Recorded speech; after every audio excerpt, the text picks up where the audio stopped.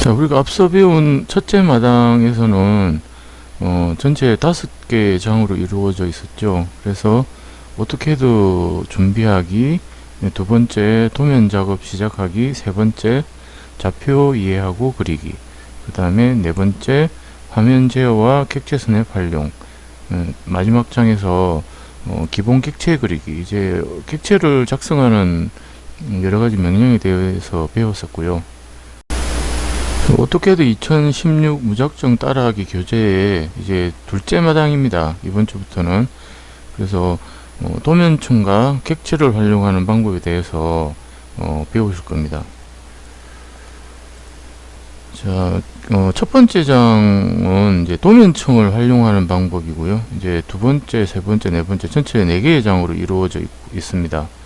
그래서 이번 주부터 배우실 내용은 이제 도면층이 무엇인지, 그 다음에 이것을 어떻게 활용하는지에 대해서 배우실 겁니다. 이것은 도면 작업을 좀 더 효율적으로 진행할 수 있도록 배우는 부분이기 때문에 잘 몰라도 되지만 실제로는 조금만 알고 계신다면 굉장히 작업 속도가 빨라지고 굉장히 효율적인 그런 작업이 가능하게 하는 부분들이 되겠습니다. 자, 이제 실습을 해보도록 하겠습니다. 자, 첫 번째 도면층 알아보기입니다. 이 부분은 위에 리본 메뉴에 가보시면 여기 도면층이라는 도면층 패널에 이 도면층 특성이라는 버튼이 있습니다. 이 버튼을 누르시면 되고요. 그 다음에 메뉴 막대에서 형식에서 그 다음에 도면층 메뉴를 눌러주시면 되겠습니다. 그 다음에 이제 단축키는 명령어는 레이어라고 LAYER 이라고 입력하시면 되고, 단축키는 LA 이렇게 입력하시면 되겠습니다. 자, LA라고 입력을 해보면 네, 이렇게 도면층이 뜨게 됩니다. 자, 이 내용을 가지고 이제부터 여러분들이 배우실 건데요. 잠시 치우겠습니다.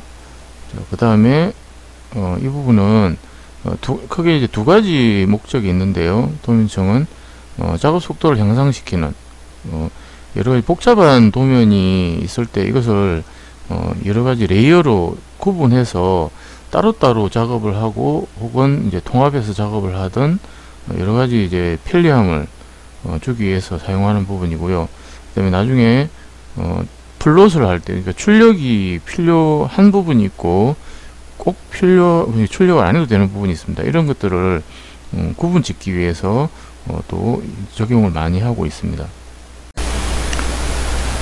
자, 지금 보시는 바와 같이 제가 지금 모델이라는 도면층을 이제 켰습니다. 이 켜고 끄기에 따라서 이렇게 도면에 나타나는 모습이 달라지죠. 그 다음에 이거는 이제 숨은 선, 히든 라인입니다.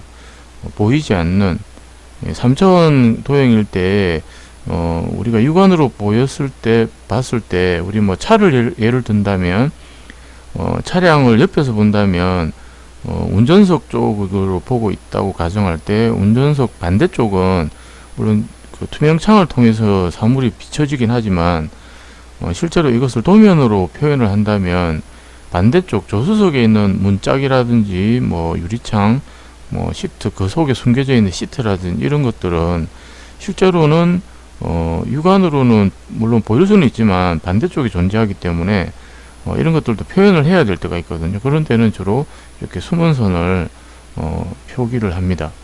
자, 그 다음에 주로 이렇게 뭐 터널이나 홀 같은 이제 구멍이 뚫려 있을 때 이런 일정한 홀을 가진 이건 구멍이 되겠지만요. 이런 것들을 표현할 때 그것에 중심이 필요하지 않습니까?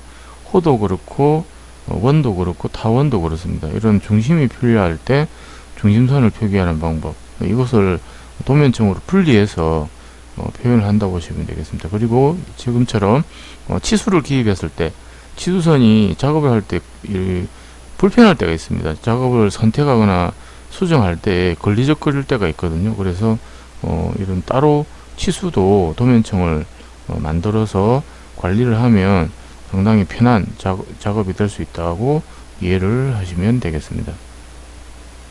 자, 두 번째 도면층 작성하기입니다. 실행 방법은 종전 명령과 동일하죠. 레이어라는 명령으로 수행을 합니다. 그리고 이 레이어 수행을 했을 때 잠깐 그 대화창이 나타났었는데요. 그 대화창에 이제 세부적인 내용을 배워보도록 합니다.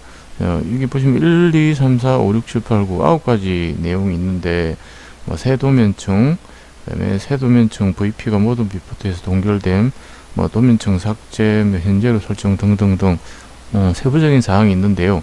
자, 이 내용들을 CAD에서 한번 실습을 해보도록 하겠습니다. 자, 이제 CAD 실습을 해보도록 하겠습니다. 도면층 작성하기.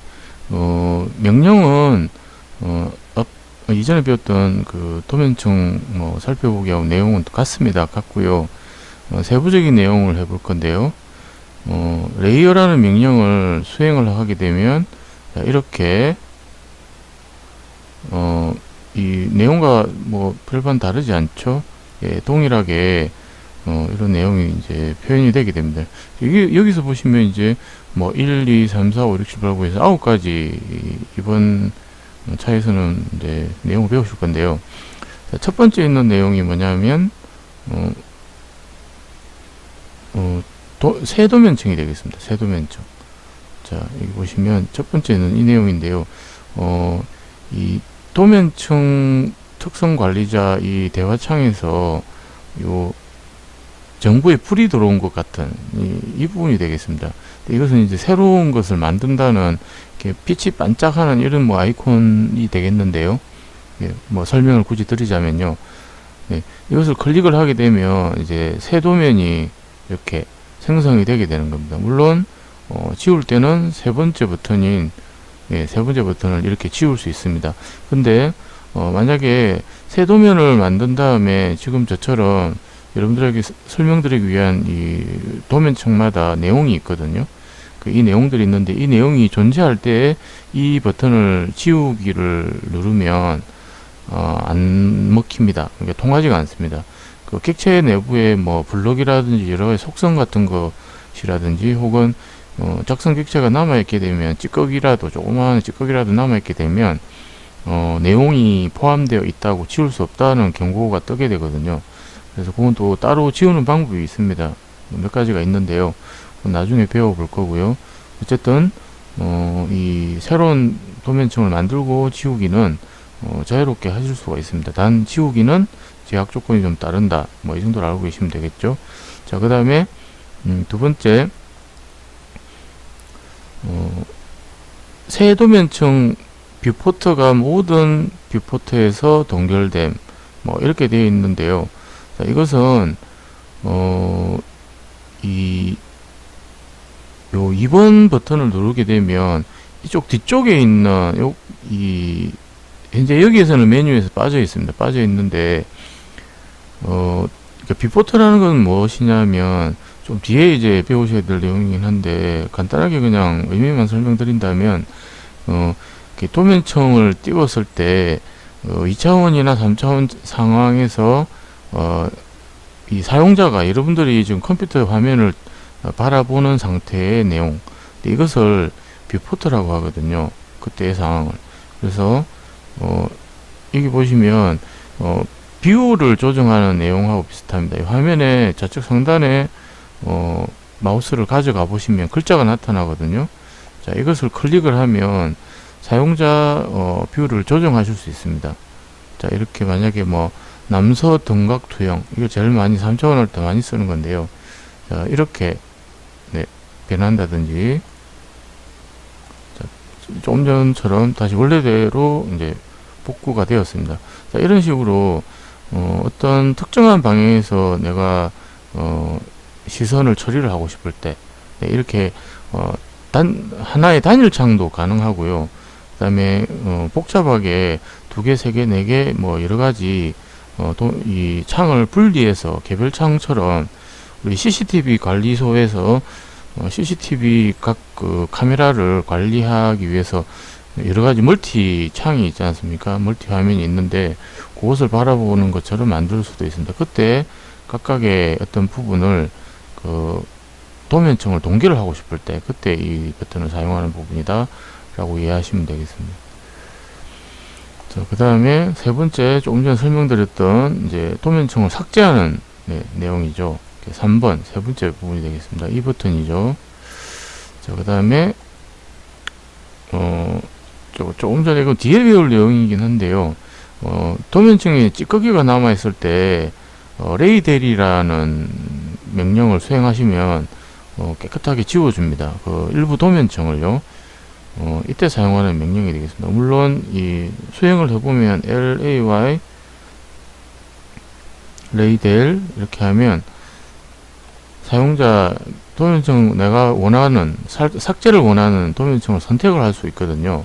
이게 선택하신 다음에 확인을 누르면 도면층이 완전히 삭제가 됩니다. 이거는 근데 완전 삭제를 하는 부분이기 때문에 주의를 좀 하셔야 되겠죠.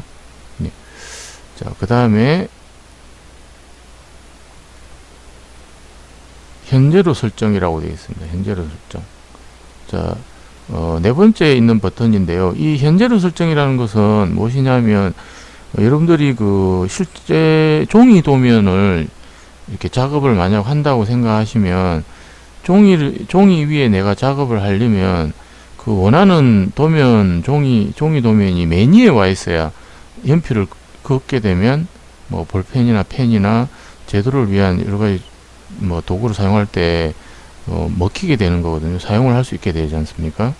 그것처럼 현재 도면층을 내가 원하는 그러니까 작업을 하는 도면으로 설정하는 부분입니다. 그래서 이 버튼을 현재로 설정 지금 현재 되어 있죠. 이거를 클릭을 누르게 되면 이 도면층 마커 앞에 녹색 체크 마커가 뜨게 됩니다. 또 다른 방법은 그 도면층에서 더블 클릭을 하셔도 됩니다. 더블 클릭을 하면 현재로 설정으로 바뀌게 됩니다. 이런 부분을 이제 말하는 거다라고 이해하시면 되겠습니다. 자, 그 다음에 다섯 번째 색상입니다. 이 색상 부분은 이 부분이죠. 이 색상을 눌러서 색상표가 뜨게 되거든요. 여기에서 색인별로 또는 트루 컬러로 혹은 색상표에 의해서 찾는 이런 부분인데요.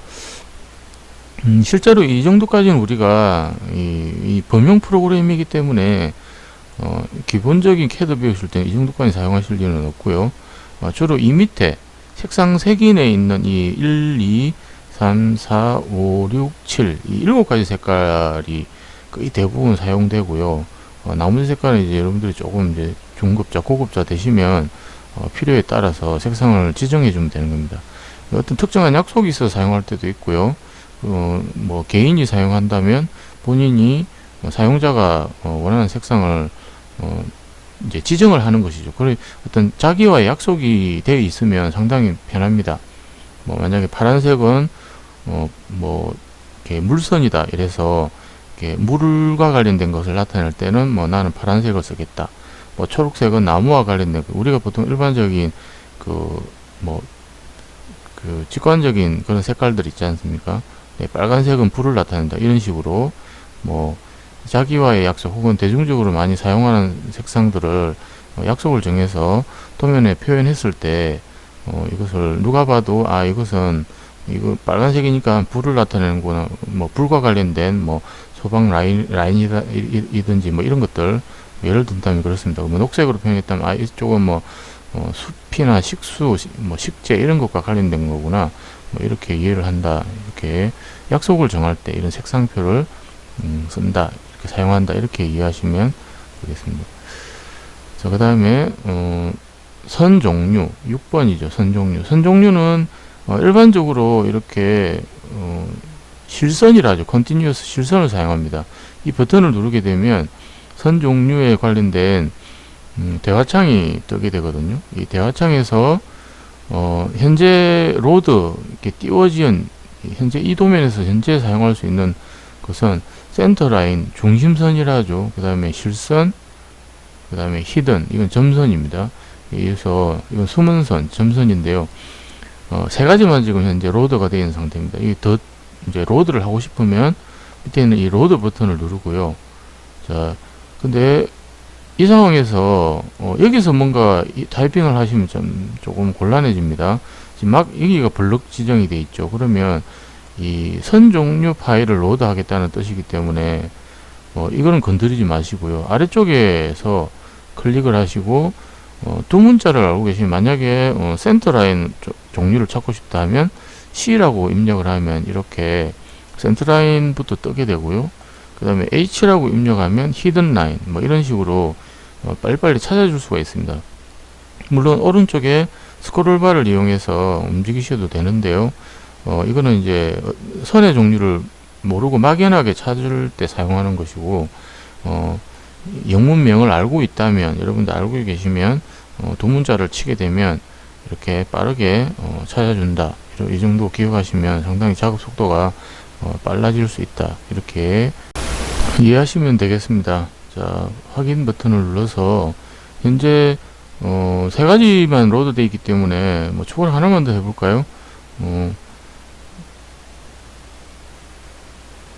디바이더를 로드 해보겠습니다. 확인 누르면 이렇게 디바이더 분리선이 2점 세선이죠. 2점 세선이 이렇게 로드가 된 것을 확인할 수가 있습니다. 이제 이게 완료가 됐다면 이제 확인 누르시면 네, 이 보시면 선 종류가 디바이드로 바뀐 것을 확인할 수가 있죠. 네, 만약에 변경하시고 싶으면 Continuous 다시 누르고 확인 누르면 이렇게 선 종류가 바뀌는 것을 확인할 수 있습니다. 이렇게 선 종류를 지정하고 싶을 때 이게 있습니다. 그럼 이 선 종류를 왜 지정을 해야 되냐면요. 보통 히든은 아까 설명드린 바와 같이 이전 명령에서 이전 챕터에서 숨은 선을 표현할 때 사용한다고 했습니다. 센터는 이전에도 배웠다시피 말씀드렸다시피 중심선을 보통 나타내거든요. 이런 식으로 특정 그 단체나 혹은 뭐 자격증 시험을 본다든지 혹은 우리 그 실무나 업체에서 서로 간 약속으로 선 종류를 정해둔 경우가 있습니다. 그때 이런 선 종류를 채택을 하시면 됩니다. 그때 사용을 하시면 된다. 이렇게 기억을 해주시면 되겠습니다. 자, 그 다음에 7번째 선 가중치거든요. 이 선 가중치는 기본은 값은 제로입니다. 이 기본 값은 제로인데요. 여기에서 이 두께를, 그러니까 가중치를 줄 수 있는 겁니다. 가중치를 줘서 선 두께를 줄 수 있습니다. 그래서 2mm를 한번 주고 제가 확인을 하고 빠져나와 보겠습니다. 2mm 나왔죠. 자, 여기에 제가 현재로 설정을 한 다음에 2mm로 선을 한번 그려 보겠습니다. 선을 이렇게 그렸습니다. 자, 현재는 표현이 되지 않고 있죠. 자, 이때 밑에 아래쪽 하단에 보시면 상태 표시 막대에 가서 이 선 가중치 표시 끄기가 있습니다. 지금 현재 꺼져 있는데요. 켜기를 누르면 이렇게 선 가중치의 레이어에 해당되는 이 선들의 두께가 바뀌는 것을 확인하실 수가 있습니다. 이런 식으로 도면상에 선 두께를 표현을 하고 출력을 하기를 원할 때 이때 이 선 가중치를 조정하는 방법에 대해서 설명을 드렸고요. 다시 원래대로 기본값으로 지정을 하고 나오면 변경이 된 것을 확인하실 수가 있습니다. 자, 그 다음에 이것은 좀 지우도록 하겠습니다. 그 다음에 8번째 투명도입니다. 투명도는 많이 알고 계시는 분들도 있을 겁니다. 뭐 컴퓨터 이 그림과 그래픽과 관련된 작업을 하시면 투명도에 대한 것들을 작업을 많이 하게 되고요. 한글 작업을 할 때도 뭐 그림이나 선 같은 것들에 대해서 문자 같은 것에 대해서도 지정을 한 다음에 투명도를 줄 수가 있죠. 요즘에 이제 많이 사용하는 그런 추세인데요. 만약에 선 가중치에 제가 클릭을 해서 투명도를 주겠다 하면, 현재는 투명도가 제로인데요. 80%까지 만약에 준다면 지금 현재 조금 전에 보셨던 이 선 가중치 글자가 희미해졌죠. 그러니까 20% 정도만 표현이 되고 나머지 80%는 이제 흐릿해진 거죠. 자, 이렇게 할 때 투명도 설정이 필요하다. 이렇게 기억을 하시면 되겠습니다.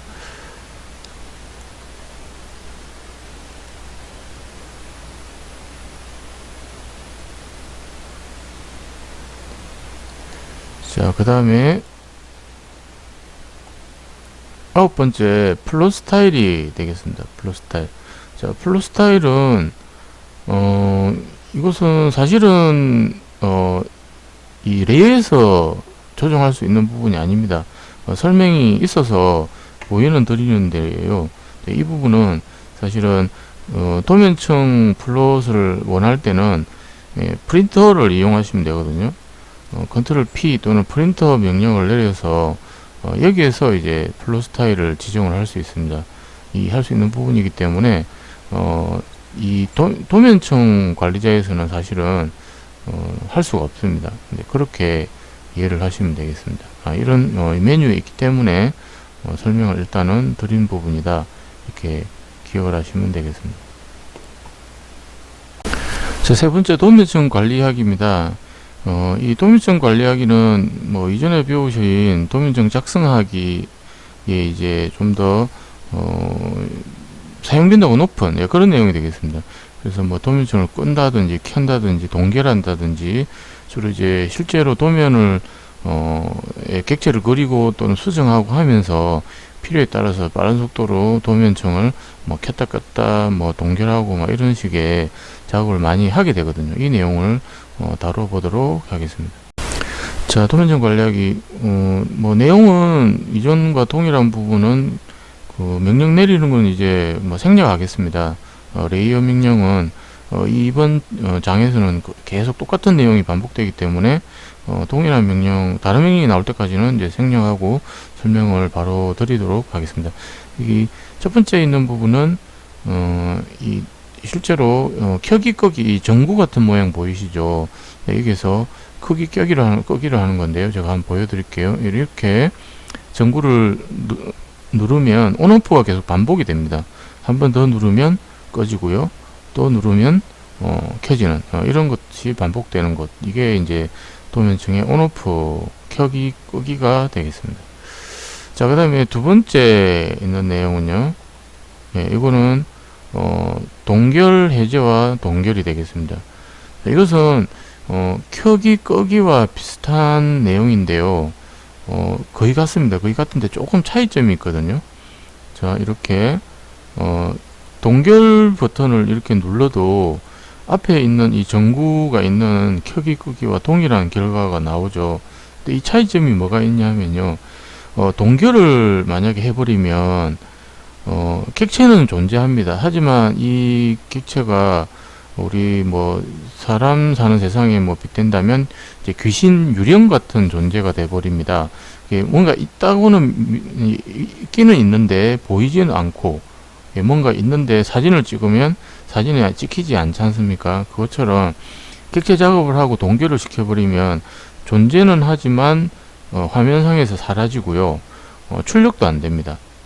근데 이 켜기 끄기는 화면상에서는 사라지지만 출력은 되거든요. 그 차이가 되겠습니다. 그리고 이 제가 선을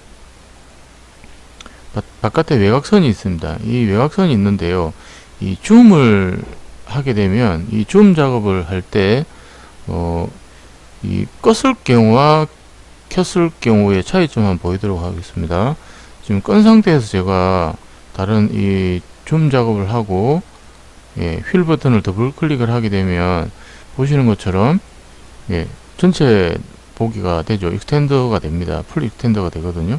근데 이 선을 켠 상태에서 자, 이렇게 하면 당연하겠죠. 선이 있으니까. 근데 켜기 끄기에서 제가 끄기를 해보겠습니다. 이 끈 상태에서 더블 클릭을 했습니다. 자, 어떻습니까? 동결과는 좀 다르죠. 동결을 하게 되면 다시 동결한 다음에 해보겠습니다. 자, 이렇게 풀 익스텐더가 됩니다. 그렇기 때문에 동결 상태에 있게 되면 실제로 객체는 존재하지만 없는 것과 마찬가지인 것처럼 동작을 하게 됩니다. 그래서 보시는 것처럼 줌에서도 해당이 안 되고요. 그 다음에 출력을 할 때도 출력상에 객체가 안 나타납니다. 그래서 어떤 작업을 할 때 이것은 꼭 필요한 객체이긴 한데 출력까지는 필요가 없을 때, 그때는 이 동결 해제 이 버튼 주로 많이 사용합니다. 그래서 꼭 기억을 해주시면 좋겠습니다. 자, 그 다음에 세 번째, 잠금 해제 잠금입니다. 자, 이것은 뭐 잘 아시다시피 직관적으로 이해가 가실 겁니다. 자물쇠니까 자물쇠를 잠그면 약간 이렇게 투명도가 생기면서 옅어지죠. 이렇게 되면서 잠깁니다. 이 자물쇠가 나타나는 거 보이십니까? 화면에. 예, 마우스 십자선 커서가 움직이는데 이렇게 자물쇠가 따라다닙니다. 그래서 이 다른 객체 위에 이 클릭을 하려고 마우스를 올렸을 때와는 다르죠. 이렇게 자물쇠가 따라다닙니다. 잠궈진 상태로요. 그래서 어떤 작업이 완료된 객체 전체 작업이 완료된 도면일 경우에 그 도면층을 잠궈버리면 다른 혹시나 잘못해서 뭐 지운다든지 움직인다든지 이런 이제 실수를 안 하게 되는 거죠. 그때 이 잠금 혹은 잠금 해제 이 버튼을 사용합니다. 자, 그 다음에 네 번째, 플롯 하기 안 하기입니다. 이것은 앞에 동결과 뭐 동일한 내용인데요. 앞서 설명드렸던 동결에서는 어떻게 한다 했습니까? 동결을 하게 되면 눈에도 안 보이고 출력도 안 된다고 했죠. 플롯은 현재 눈에 보이지만 플롯을 이게 한번 플롯 안 함을 제가 눌러 보겠습니다. 그러면 이 금지 마크가 생기면서 출력이 안 되게 됩니다. 실제로 여기 있지만 만약에 전부 다 올 다 출력을 이렇게 금지를 해버리면요, 현재 화면에는 이 내용들이 다 보이지만 아무것도 출력이 안 되는 거죠. 이게 백지가 출력이 된다, 이렇게 이해를 하시면 되겠습니다. 그래서 혹시 내가 분명히 객체 작성이 제대로 되어 있고 화면에도 정상적으로 보이는데 출력을 하니까 어떤 특정한 도면층이 출력이 안 된다, 이럴 때는 요 뒤에 플롯에 가서 혹시 실수로 버튼이 온이 오프가 되어 있는지 온오프 내용을 확인하시면 되겠습니다. 그리고 이 끝에 세부 IP 동결이라는 것이 있는데요. 이것도 추가로 설명을 드리면요. 자, 이것도 내용이 똑같습니다. 동결하고 똑같은데요. 이것은 세도면층을 띄웠을 때, 이 부분이 동결이 되어 있는 경우가 있습니다. 여기 이것과 연계가 되거든요. 그래서 만약에 이걸 동결시키는 상황에서 작업을 하게 되면요. 자, 제가 지금 세도면층을 띄우면서 VP 동결을 했거든요. 그러니까 오른쪽에 끝에 가보시면, 자, 이렇게 새 VP 동결이 됩니다. 비포터가 동결이 되어 있기 때문에 이 도면층에 작업을 한 것은요, 현재는 눈에 보이지만, 예를 들어서 여기서 작업을 해 보겠습니다.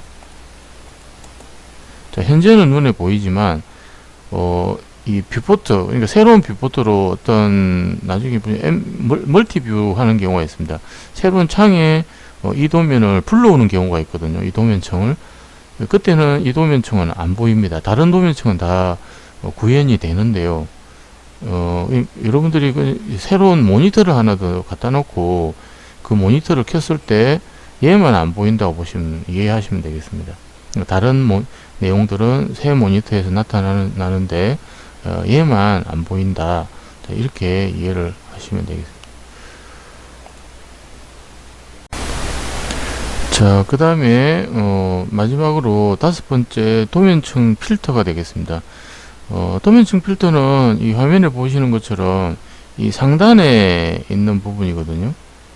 이 상단에 나와 있는 이 부분입니다. 이 버튼을 누르시게 되면 필터라는 것이 나타나서 사용이 편리한 여러가지 그 기능이 있는데 사실상 근데 실무에서도 그렇고 솔직히 이 기능을 사용하지 않기를 권장합니다.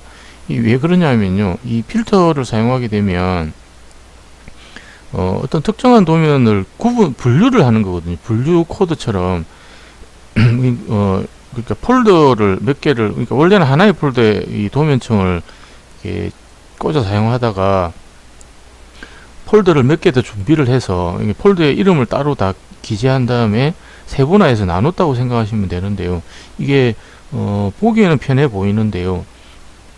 나중에 이 CAD 작업을 하다 이 로드 상에서 에러가 나기도 하고 갑자기 다운되는 경우가 있습니다. 그래서 이 도면층 관리에서 특히 이 필터는 그냥 이런 게 있다, 옆에 좀 걸리적거리면 여기 이 버튼을 눌러서 죽인다고 그러거든요. 그냥 언어로 이렇게 안 보이게 가리시고 숨기시고 사용하지 않으시라고 이렇게 권장하고 싶습니다. 네, 여기까지가 도면층 관리하기에 대한 내용이 되겠습니다.